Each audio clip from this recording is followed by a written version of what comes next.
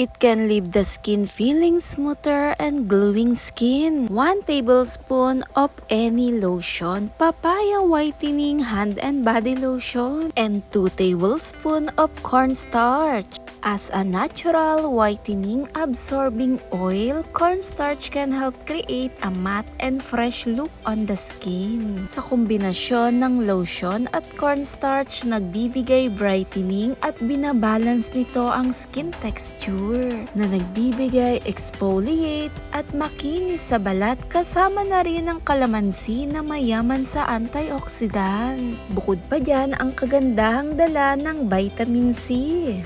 As a natural collagen production which keeps skin firm and elastic, na nagbibigay magandang makinis sa balat. Natural acidity ang dala nito.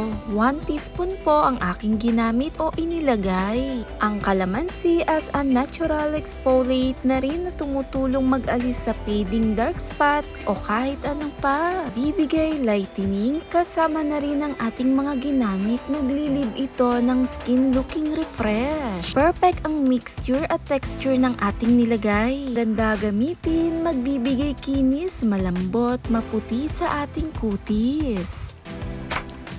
Pansin mo ba ang pangingitim ng iyong balat? At dito sa ating ginawa ay pwede mo itong gamitin. Tumutulong magbigay pusyaw, nagba-brightening at lightening na rin to sa ating kutis. Sa paggamit, kumuha lamang ng brush at imas lamang ito. At ibabad ng 15 to 20 minutes. May iwasan din ito ang pagka-dryness ng ating kutis.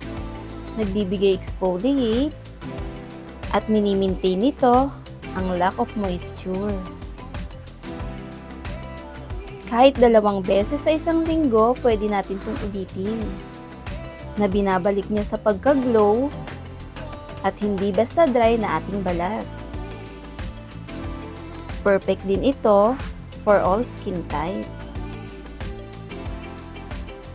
Mabilis din itong nagbibigay puti at makinis sa ating kutis.